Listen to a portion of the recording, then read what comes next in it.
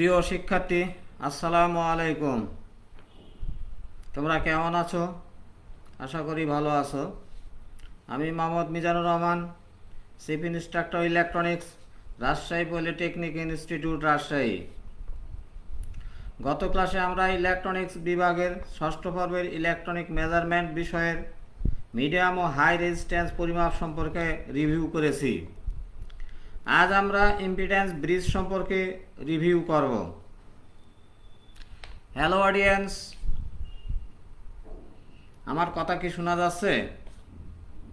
চলো এখন মূল আলোচনায় যাই।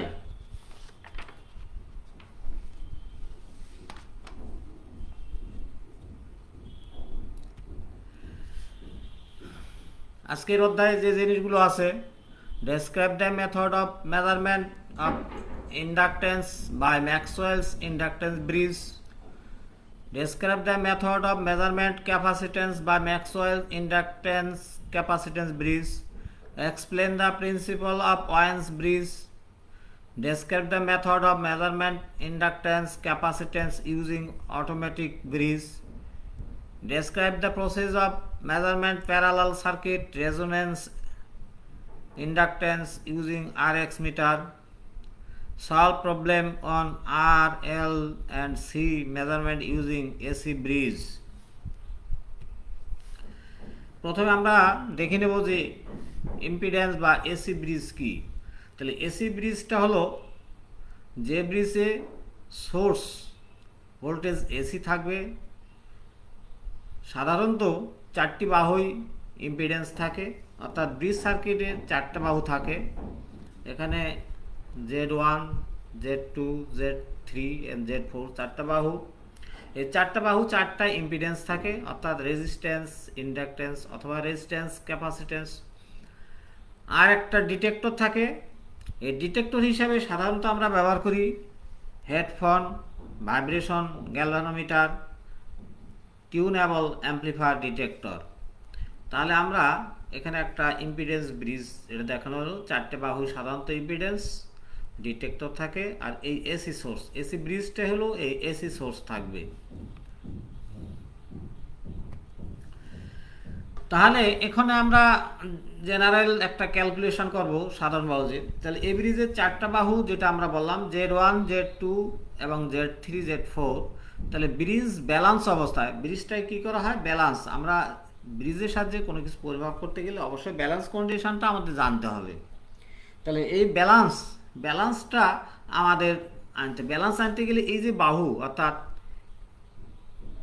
এই যে E1 ভোল্টেজ আর এই যে E2 ভোল্টেজ, এই দুটো সমান হতে হবে, আবার এই দুটোও সমান হতে হবে। সেক্ষেত্রে এই ডিটেক্টরের ভিতর দিয়ে কোনো কারেন্ট যাবে না। তার মানে ভোল্টেজ ড্রপ এখানে কোনো কিছু হবে না, দুটো সমান সমান হবে। তাহলে এক্ষেত্রে আমরা দেখি যে I1 সমান তাহলে I3 হবে, I2 সমান I4 হবে। আচ্ছা, তাহলে E1 সমান E2। তাহলে E1 মানে কি? E1 হলো I1 Z1 আর E2 হলো I2 Z2। তাহলে এক্ষেত্রে আমরা I1 সমান I3, তাহলে এটা সমান সমান হবে voltage E by Z1 plus Z3। অনুরূপভাবে I2 সমান I4 equal to voltage E by Z2 plus Z4। তাহলে এখানে আমরা সমীকরণ 1, 2, 3 তিনটা সমীকরণ পেয়েছি। এই 2 এবং 3 নম্বর সমীকরণ থেকে আমরা I1 বা I2 এর মান যদি আমরা 1 নম্বর সমীকরণে বসায় দেই, তাহলে কি পাবো আমরা? Z1 by Z1 plus Z3 equal to Z2 by Z2 plus Z4। অর্থাৎ এই যে এখানে আমরা মান বসাই দিই, এই মানটা বসাই দিলে আমরা এই মানগুলো পাবো। কারণ হ্যাঁ, এই I1 সমান এটা, অর্থাৎ যেহেতু দুই পাশে ই থাকবে, এই দুই ই বাদ যাবে, যাই আমরা এই সমীকরণটা পাবো। এখন এই সমীকরণকে যদি আমরা সিম্পলিফিকেশন করি তাহলে পাবো Z1 into Z2 plus Z1 into Z4। হ্যাঁ, এই পাশে পাবো Z1, Z2 plus Z2, Z3। এটাকে যদি সিম্পলিফিকেশন করি, অর্থাৎ আমরা ওই পাশে একটা কমন টার্ম আছে কি Z1 Z2, সিম্পলিফিকেশন করলে বাদ গিয়ে আসবে Z1 Z4 Z2 Z4। এই যে আমরা পাইলাম, এটা কি Z1 এই ব্রাঞ্চ, Z4 এই ব্রাঞ্চ, অর্থাৎ দুই বিপরীত, এবং Z3 এবং Z2। তাহলে এটাই হলো ব্রিজের ব্যালেন্স কন্ডিশন, অর্থাৎ দুই বিপরীত প্রান্তের ইম্পিডেন্সের গুণফল সমান হবে। এখন ইম্পিডেন্সের পরিবর্তে যদি আমরা এটাকে অ্যাডমিটেন্স দ্বারা প্রকাশ করি তাহলে আসবে Y1 Y4 equal to Y2 Y3। Y1 Y কে বলা আছে অ্যাডমিটেন্স, অর্থাৎ ইম্পিডেন্সের বিপরীত। এখন এটাকে যদি আমরা পোলার ফর্মে বলি তাহলে এই যে আমরা জেডের ভিতরে যে ম্যাগনিটিউড আছে এবং কি আছে অ্যাঙ্গেল আছে, সেই Z1 এর ম্যাগনিটিউড Z1 আর অ্যাঙ্গেল হলো ফেজ অ্যাঙ্গেল φ1 বা θ1। অনুরূপভাবে Z4 θ4 ইকুয়াল টু আমরা module of Z2 angle of θ2। এইভাবে করলে আমরা কি পাবো, যে মানগুলোর গুণফল এবং কোণের যোগফল। অর্থাৎ আমরা যদি ব্যালেন্স কন্ডিশন আলোচনা করতে চাই তাহলে আমরা এসি সার্কিটের বা এসি ব্রিজের পাবো ইম্পিডেন্সের মানের গুণফল সমান সমান, দুই বিপরীত প্রান্তের মানের গুণফল সমান সমান হবে এবং দুই বিপরীত প্রান্তের ফেজ অ্যাঙ্গেলের যোগফল সমান হবে, যেটা আমরা বললাম এই দুটো শর্ত। তাহলে ব্রিজ ব্যালেন্সে এসি ব্রিজ ব্যালেন্সের শর্তটাই হলো এটা। এখন আমরা আলোচনা করব কিভাবে ইন্ডাকটেন্স পরিমাপ করা যাবে। তাহলে এখানে একটা ব্রিজ দেখানো আছে, এটা একটা এসি ব্রিজ। হ্যাঁ, এই এসি ব্রিজের এই L1 হলো অজানা ইন্ডাকটেন্স, R1 হলো অজানা রেজিস্ট্যান্স, আর L2 হলো জানা পরিবর্তনশীল এটা হলো জানা কিন্তু পরিবর্তনশীল। অনুরূপভাবে R2 জানা পরিবর্তনশীল, এর সাথে সিরিজে আরেকটা আছে R2 এই কয়েলের সেলফ রেজিস্ট্যান্স, যেটা ওর নিজস্ব রেজিস্ট্যান্স, যেটাকে আমরা R2 বলেছি। আর R3 এবং R4 দুটো নন ইন্ডাকটিভ রেজিস্ট্যান্স, যেটা জানা। এটা হলো ম্যাক্সওয়েল ব্রিজ। তাহলে এক্ষেত্রে আমরা Z1 সমান পাবো R1 plus J omega L1, অর্থাৎ ইম্পিডেন্স, এই ব্রাঞ্চের ইম্পিডেন্স। অনুরূপভাবে Z2 সমান পাবো এই R2 plus R2 plus J omega L2, আর Z3 equal to R3, Z4 equal to R4। তাহলে এক্ষেত্রে আমরা জানি যেটা ব্যালেন্স অবস্থায় কি পাবো, Z1 into Z4, Z2 into Z3। এখন Z1 এবং Z4 এর মান আমরা এখান থেকে বসাই দিলাম। বসাই দেওয়ার পর এটাকে আমরা গুণ করলাম। গুণ করার পর আমরা দুই প্রান্তে আমরা দেখতে পাচ্ছি কিছু অংশ জে আছে আর কিছু অংশ জে ছাড়া। তাহলে যেটা জে আছে সেটা হলো ইমাজিনারি পার্ট বা কাল্পনিক পার্ট, আর যার সাথে জে নাই সেটা হলো রিয়াল পার্ট বা বাস্তব অংশ। তাহলে একটা সমীকরণের উভয় পক্ষে আমরা রিয়াল পার্ট এবং ইমাজিনারি পার্টকে সমান করে আমরা ক্যালকুলেশন করতে পারি। তাহলে দুই পাশে বাস্তব অংশ বাস্তবের সাথে এবং কাল্পনিক অংশ কাল্পনিক সাথে সমান করলে আমরা পাই R1 R4 equal to R2 plus R2 R3। আর একটা, তাহলে এখান থেকে আমরা R1 এটা পাবো, এই যেহেতু অজানা আর এইগুলো সবগুলো আমাদের জানা। অনুরূপভাবে omega L1 R4 equal two omega L2 R3। তাহলে এক্ষেত্রে আমরা L1 সমান পাবো R3 বাই R4 L2। তার মানে এখানে আমাদের R3 R4 L2 সবগুলোই জানা। তাহলে এই জানা মান থেকে আমরা L1 মান বের করতে হবে। তাহলে আমরা ম্যাক্সওয়েল ব্রিজ থেকে কিভাবে ইন্ডাকটেন্স পরিমাপ করা যায় সেটা আমরা দেখলাম। এখন আমরা দেখব ম্যাক্সওয়েল ইন্ডাকটেন্স ক্যাপাসিটেন্স ব্রিজ। এখানে ম্যাক্সওয়েল ইন্ডাকটেন্স ক্যাপাসিটেন্স ব্রিজ বলা হয়েছে। এ হলো ইন্ডাকটেন্স আর হলো ক্যাপাসিটেন্স ব্রাঞ্চ। ক্যাপাসিটর ব্রাঞ্চে আর এর আড়াআড়ি অর্থাৎ প্যারালালে একটা ভেরিয়েবল ক্যাপাসিটর লাগে, এই দুটোকে অ্যাডজাস্ট করে ব্রিজটাকে মূলত ব্যালেন্স করা হয়। তাহলে এই ব্রিজে একটা স্ট্যান্ডার্ড ভেরিয়েবল ক্যাপাসিটর দ্বারা অজানা ইন্ডাকটেন্স পরিমাপ করা যায়। L1 আননোন ইন্ডাকটেন্স, R1 হলো effective resistance of inductor L1, R2 R3 R4 non inductive resistance, এগুলো নন ইন্ডাকটিভ জানা। C4 ভেরিয়েবল স্ট্যান্ডার্ড ক্যাপাসিটর, এটা একটা ভেরিয়েবল ক্যাপাসিটর। তাহলে এক্ষেত্রে আমরা পাই Z1 equal to R1 plus J omega L1। Z2 equal to R2, Z3 equal to R3, Z4 equal to R4 by 1 plus J omega C4 R4। তাহলে bridge balance অবস্থায় আমরা যেটা জানি সেটা কি হলো, দুই বিপরীত প্রান্তের ইম্পিডেন্সের গুণফল সমান। তাহলে Z1 Z4 অর্থাৎ এটা হলো Z1, এটা হলো Z4, এটা Z2 Z3। তাহলে আমরা Z1 Z4 Z2 Z3 মান আমরা এই মান থেকে বসাই দেব। এই বসাই দিয়ে আড়াআড়ি গুণ করলে আমরা উভয় আগের মতোই পাবো। কিছু অংশ আছে যে যুক্ত আর কিছু আছে যে ছাড়া। তাহলে আমরা এখন বাস্তব এবং এই ইমাজিনারি পার্টটাকে যদি কি করি, সেপারেট বা সমীকৃত করি, তাহলে আমরা পাবো R1 R4 equal to R2 R3। তাহলে R1 equal to R3 R2 by R4। তাহলে এখানে আমরা R1 অজানা, কিন্তু এই যে মানগুলো জানা, এখান থেকে R1 মান সহজেই পাবো। অনুরূপভাবে এখানে L1 সমান R2 R3 C4, তাহলে এইগুলো সবগুলো জানা। তাহলে এই জানা মানগুলো দিয়ে আমরা এই L1 এর মান সহজেই বের করতে পারবো। এখানে কয়েলের কোয়ালিটি ফ্যাক্টর আমরা কিউ দ্বারা প্রকাশ করি। তাহলে Q equal to omega L1 ভাগ R1। তাহলে এটাকে আমরা যদি ক্যাপাসিটির মাধ্যমে প্রকাশ করি, তাহলে ওমেগা C4 R4।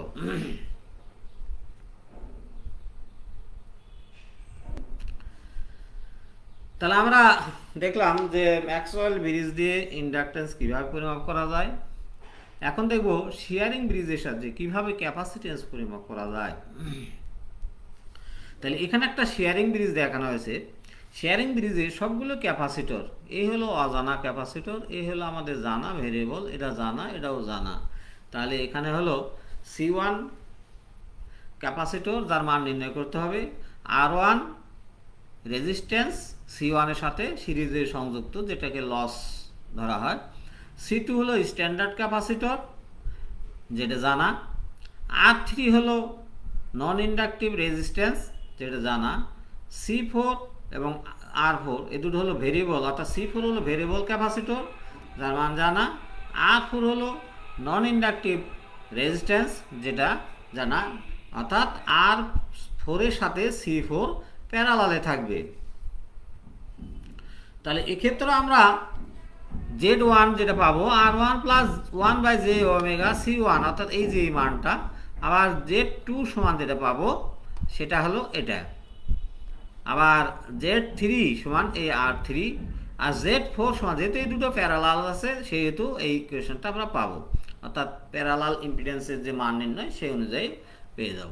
তাহলে এখন আমরা ব্যালেন্স শর্ত অনুযায়ী যেটা পাই, কি পাই, Z1 Z4 equal to Z2 Z3। তাহলে এখানে আমরা এই যে মানগুলো পেলাম এই মানগুলোকে এখানে বসাই দিয়েছি, বসাই দিয়ে একটু ক্যালকুলেশন আড়াআড়ি করেছি, তবে একটুখানি চিন্তা করে করা হয়েছে যাতে আমাদের ইকুয়েশনটা বা ক্যালকুলেশন সহজ হয়। এই R4টা এখানে রেখে দেওয়া হয়েছে, কিন্তু এটাকে ডান পাশে দিয়ে দেওয়া হয়েছে। তাহলে এক্ষেত্রে আমরা এই ইকুয়েশনটা পেলাম। এটাকে যদি আরও সিম্পলিফিকেশন করি তাহলে আমরা যেটা পাবো, এই যে R1 R4 J R4 omega C1। এভাবে আমরা দেখলাম যে উভয় পাশে কিছু জে যুক্ত আছে কিছু জে ছাড়া আছে। তাহলে রিয়াল পার্ট এবং ইমাজিনারি পার্ট এই দুটোকে সমীকৃত করলে আমরা যেটা পাবো, real part R1 R4 equal to real part R4 C4 by C2। তাহলে এটাই, এখান থেকে R1 সমান, এটা যেহেতু অজানা তাহলে এই মানটা আমরা পেয়ে গেলাম। তাহলে এই মানটার থেকে আমরা সহজে R1 এর মান পেয়ে যাব। আর যে যুক্ত যেগুলো সেটাকে যদি সমীকৃত করি তাহলে আমরা এই মানটা পাবো C1 equal to R4 C2 R3। তাহলে আমরা C1 এর মান অর্থাৎ ক্যাপাসিটির মান সহজেই পেয়ে যাব। হ্যাঁ, এখানে ডিসিপেশন ফ্যাক্টর যেটাকে বলা আছে লস কি হবে, সেই লসকে বলা আছে WC4R4। তাহলে আমরা দেখলাম যে শেয়ারিং ব্রিজের সাহায্যে কিভাবে সহজে আমরা সি অর্থাৎ ক্যাপাসিটেন্সের মান পরিমাপ করতে পারি। ওয়াইন ব্রিজ, তাহলে এই ব্রিজের ফ্রিকোয়েন্সি, ক্যাপাসিটেন্স, ইন্ডাকটেন্স পরিমাপ করতে ব্যবহৃত হয়। এটি প্রথমে ফ্রিকোয়েন্সি নির্ণয়ের জন্য ব্যবহৃত হয়, কিন্তু এটি অন্যান্য ক্ষেত্রেও ব্যবহৃত হয়। অর্থাৎ আমরা ওয়াইন ব্রিজ এমন একটা ব্রিজ, যে ব্রিজের সাহায্যে আমরা কি করতে পারি, ফ্রিকোয়েন্সি পরিমাপ করতে পারি, ইন্ডাকটেন্স পরিমাপ করতে পারি, ক্যাপাসিটেন্স পরিমাপ করতে পারি।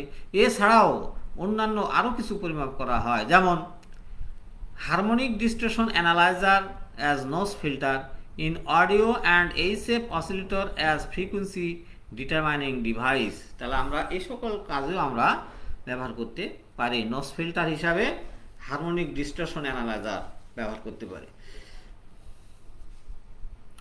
এখন আমরা দেখি একটা ওয়াইন ব্রিজের সাহায্যে কিভাবে ফ্রিকোয়েন্সি পরিমাপ করা যায়, সেটুকু আমরা দেখব। এখানে একটা ওয়াইন ব্রিজ সার্কিট দেখানো হয়েছে। এই যে C1 R1 R2 C2, হ্যাঁ, এই দুটো দেখে মেকানিক্যালি সংযোগ করা হয়। তাহলে এক্ষেত্রে আমরা অজানা রেজিস্ট্যান্স পরিমাপ করাটাই হলো আমাদের মূল কাজ। তাহলে অজানা হলো এই ক্যাপাসিটর, এই যে ফ্রিকোয়েন্সি, এখান তো আমরা ক্যাপাসিটর পরিমাপ করবো, এখানে ফ্রিকোয়েন্সি নির্ণয় করবো যে এই সার্কিটে, অর্থাৎ এখানে যে সোর্স দেওয়া হবে তার ফ্রিকোয়েন্সি কত, সেই ফ্রিকোয়েন্সি পরিমাপ করার জন্য এটা। তাহলে প্রথমে আমরা কি করতে পারি, ব্রিজটাকে ব্যালান্স আনতে হবে। হ্যাঁ, অর্থাৎ এই যে আর আর এই দুটোকে অ্যাডজাস্ট করে ব্রিজটাকে ব্যালান্স করা হবে।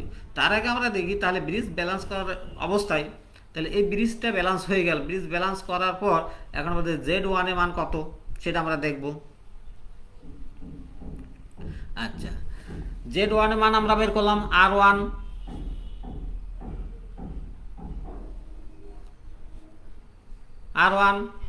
By 1 plus j omega C1 R1, Z2 বের করলাম, Z3 এবং Z4 দুটো মান দেওয়া আছে।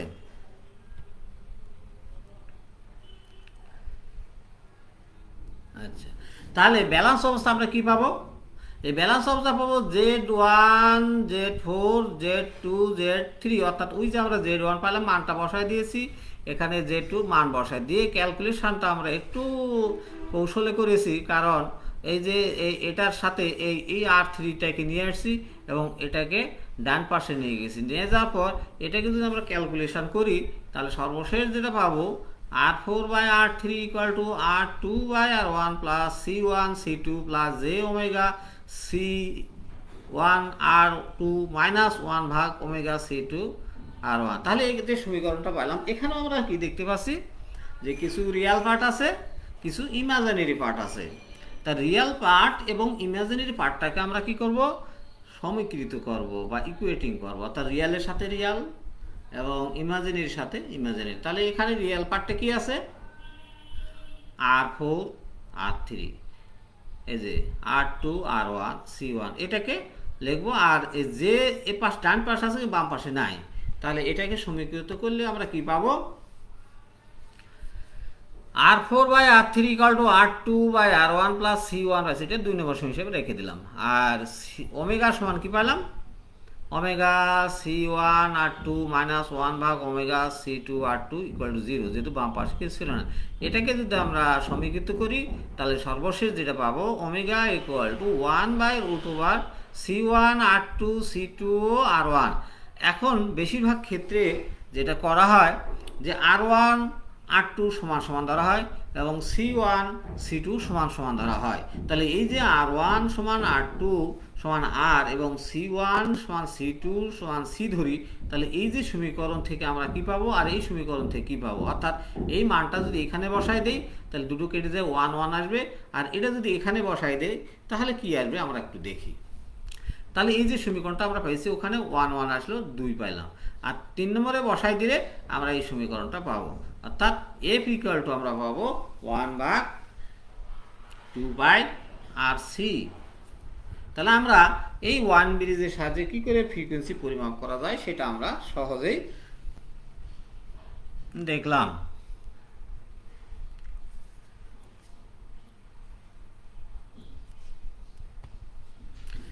এখন আমরা দেখব যে কি করে ক্যাপাসিটেন্স বা ইন্ডাকটেন্স পরিমাপ একটা অটোমেটিক ব্রিজের সাহায্যে। এখানে একটা অটোমেটিক ব্রিজ দেখানো হয়েছে, দেখো এখানে ডিজিটাল সুইচিং সার্কিট দেখানো হয়েছে, এটা অজানা ক্যাপাসিটর, এটা জানা ক্যাপাসিটর, এটা একটা অটো ট্রান্সফরমার যা গ্রাউন্ড করা আছে, আর সুইচিং অর্থাৎ এই সুইচিংয়ের সাহায্যে অটোমেটিক এটাকে চেঞ্জ করা হয়। আর ডান পাশে ফেজ ডিটেক্টর আছে, লজিক সার্কিট আছে, এবং এখানে যে কাউন্টার হবে সেই কাউন্টারে রিড আউট করার জন্য একটা ডিসপ্লে আছে। তাহলে এটাকে আমরা কিভাবে কারেন্ট পরিমাপ, এই যে ক্যাপাসিটি পরিমাপ করা যায় সেটা আমরা একটু দেখি। আসলে যখন সাপ্লাই দেওয়া হয় তখন কি হবে, এখানে একটা ভোল্টেজ ড্রপ হবে, এখানে ভোল্টেজ ড্রপ হবে, অর্থাৎ এর ভিতরে একটা কারেন্ট যাবে, এর ভিতরে একটা কারেন্ট যাবে। তাহলে এই দুই কারেন্টের মান যখন সমান হবে তখন এখানে জিরো হবে। কিন্তু যখন কি হবে, দুটো সমান হবে না, অর্থাৎ দেওয়ার সাথে কারেন্ট যাবে, এটার কারেন্ট, দুই কারেন্ট ভিন্ন হবে, তখন এখানে ফেজ ডিফারেন্স হবে। এই ফেজ ডিফারেন্সটাই মূলত আমরা কি করা হয়, লজিক সার্কিটের মাধ্যমে এখানে কাউন্টিং করা হয়। এইবার এই সার্কিট যে ভোল্টেজ ডিফারেন্স হলো, এটা আবার এর মাধ্যমে সুইচিং সার্কিটের মাধ্যমে এটাকে অ্যাডজাস্ট করা হয় অটোমেটিক স্বয়ংক্রিয়ভাবে। তাহলে অ্যাডজাস্ট করা হয় কতক্ষণ পর্যন্ত, যতক্ষণ পর্যন্ত এই ডিটেক্টর জিরো না হবে। তাহলে এটা যখনই আমাদের ক্যাপাসিটিসের মান অনুযায়ী এর কারেন্ট এবং এর কারেন্ট ভিন্ন হবে, এবার যখনই কারেন্ট ভিন্ন হবে তখন এই সুইচিংটা ডিটেক্ট পার্ট দেবে, এই রিডিংটাও এখানে আসবে। তবে অ্যাডজাস্ট হইতে হইতে যখন এটা জিরো হয়ে যাবে তখন এটা রিডিংটা স্থির হয়ে যাবে। তাহলে এই রিডিং থেকে আমরা পেয়ে যাব যে এই রিডিংটা এমনভাবে ক্যালিব্রেট করা হয় যে এই ক্যাপাসিটির মান যা সেই অনুযায়ী এর মানটা তখন রিড আউট করে। তাহলে এই রিড আউট থেকেই মূলত আমরা কি পাবো, যে এই ক্যাপাসিটেন্সের মানটা কত আমরা সেটাই পেয়ে যাব। তাহলে আমরা দেখলাম অটোমেটিক।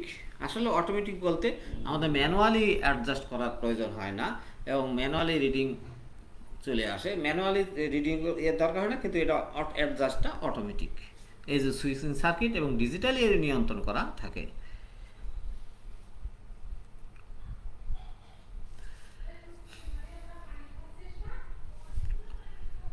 তাহলে এখন আমরা দেখি process of measurement parallel circuit resistance and inductance using RX meter, অর্থাৎ এটা একটা আরএক্স মিটার। তাহলে এই আরএক্স মিটারের সাহায্যে কিভাবে আমরা কি করব, এই প্যারালাল যে সার্কিট আছে তার রেজিস্ট্যান্স এবং ইন্ডাকটেন্স কিভাবে পরিমাপ করব। তাহলে একটা ব্রিজ সার্কিট, এই একটা প্যারালাল, এই একটা প্যারালাল সার্কিট, এটা হলো আননোন ইম্পিডেন্স, এটা আননোন ইম্পিডেন্স, অর্থাৎ আমাদের এখানে কিছু রেজিস্ট্যান্স থাকবে, কিছু ইন্ডাকটেন্স থাকবে। আচ্ছা, এখানে আমরা একটু খেয়াল করে দেখি এই মিটারে যে জিনিসটা আছে, কি আছে, দুটো অসিলেটর আছে যাদের ফ্রিকোয়েন্সি রেঞ্জের পার্থক্য 100 কিলোহার্টজ, অর্থাৎ এখানে 0.5 থেকে 250 মেগাহার্টজ, আর এটাতে আছে 0.6 থেকে 250.1 মেগাহার্টজ, অর্থাৎ এই দুটোর ফেজ পার্থক্য কত, 100 কিলোহার্টজ। তাহলে এখন এই সার্কিটে যখন আমরা অজানা রেজিস্ট্যান্স দিয়ে দেবো তখন কি হবে, এটা আনব্যালেন্স হবে। এই আনব্যালেন্স হলে এই যে ফ্রিকোয়েন্সি দিল, এর ফলে এখানে F1 একটা ফ্রিকোয়েন্সি, একটা ভোল্টেজ আসবে, আর F2 আর একটা ফ্রিকোয়েন্সি এখানে দেওয়া হবে। দিলে কি হবে, এই দুটোর মাধ্যমে ডিফারেন্স ফ্রিকোয়েন্সি তৈরি হবে। এই ডিফারেন্স ফ্রিকোয়েন্সিটাই আমাদের অ্যাম্প্লিফাই হবে, হয়ে আমাদের নাল মিটারকে কি করবে, অ্যাডজাস্ট করে জিরোতে করবে। আচ্ছা, যখন এটা অ্যাডজাস্ট জিরো করবে তখন কি হবে, যখন বৃষ্টি রেজিস্টিভ এবং রেডিস নিয়ন্ত্রণ নিষ্ক্রিয় হয় তখন তাদের নিজ নিজ ডায়াল সমূহ পরীক্ষাধীন নেটওয়ার্কে প্যারালাল ইম্পিডেন্স উপাদান নির্দেশ, অর্থাৎ এই যে বৃদ্ধি হতে যখন এটা আসলো, আসার পরে অ্যাম্প্লিফাই হবে, অ্যাম্প্লিফাই হলে ডিটেক্টর, এই ডিটেক্টরটা কি করবে, এই জায়গায় তাদের রিডিংটা রিড আউট পাওয়া যাবে।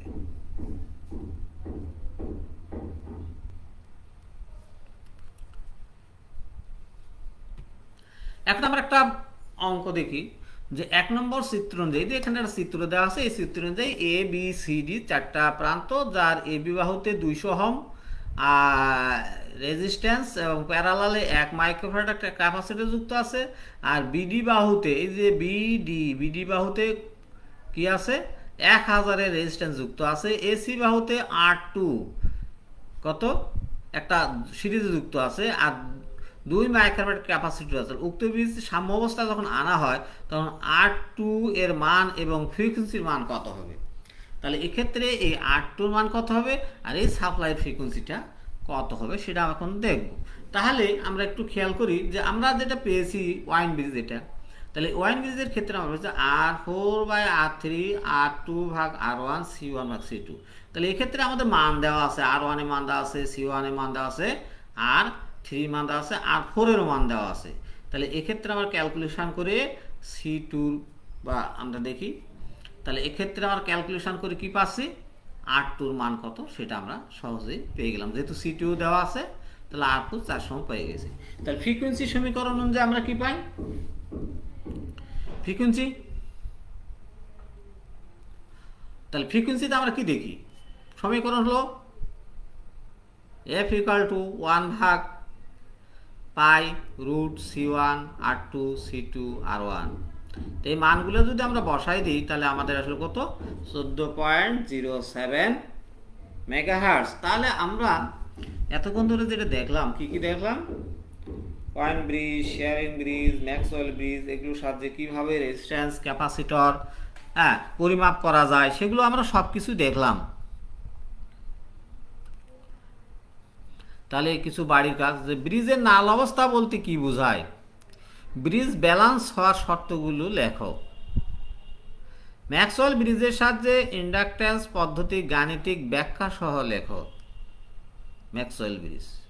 আবার ওয়াইন্স ব্রিজের সাহায্যে ফ্রিকোয়েন্সি পরিমাপ পদ্ধতি গাণিতিক ব্যাখ্যা, অর্থাৎ আমরা যে ক্যালকুলেশনগুলো দেখলাম সেগুলো।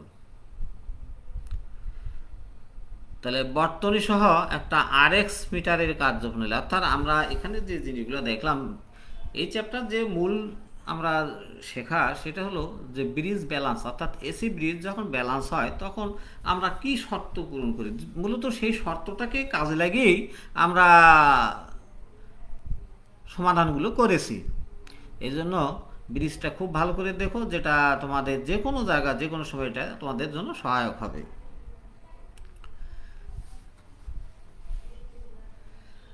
আচ্ছা, যাই হোক, আমরা মোটামুটি আলোচনা করলাম। তবে এই ক্লাস দেখার জন্য, সরাসরি দেখার জন্য তোমরা অ্যাড্রেসটা একটু লিখে নাও, www.facebook.com/skills.gov.bd। আবার ক্লাসটা পুনরায় যদি আমরা দেখতে চাই তাহলে তোমরা অ্যাড্রেসটা একটু লিখে নাও, কারিগরি শিক্ষা অধিদপ্তরের একটা পেজ, সেটা হলো www.skills.gov.bd/dte।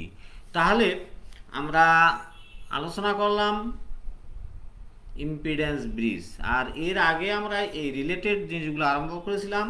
সেটা কি কি, যে লো রেজিস্ট্যান্স কীভাবে পরিমাপ করা যায়, সেখানে আমরা কী দেখছিলাম, ক্যালভিন ডবল ব্রিজ। যখন আমরা হাই এবং মিডিয়াম রেজিস্ট্যান্স পরিমাপ করলাম তখন আমরা কি দেখেছি, হুইটস্টোন ব্রিজ এবং মেগা। আর এই অধ্যায় কী কী দেখলাম, Maxwell bridge, Schering bridge, Wien bridge, RX meter দেখলাম।